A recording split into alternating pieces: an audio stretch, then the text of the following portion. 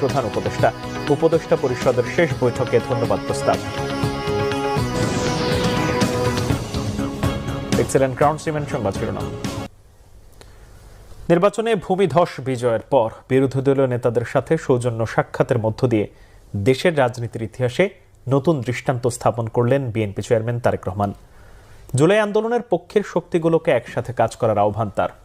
আর এই উদ্যোগকে স্বাগত জানিয়ে শক্তিশালী বিরোধী দলের ভূমিকা নেয়ার কথা জানিয়েছেন জামাত নেতারা।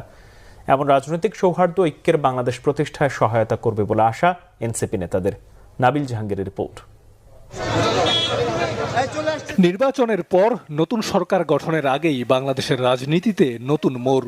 নজিরবিহীনভাবে রবিবার সন্ধ্যায় জামাতে ইসলামীর আমির ডাক্তার শফিকুর রহমানের বসুন্ধরার বাসায় যান বিএনপির চেয়ারম্যান তারেক রহমান।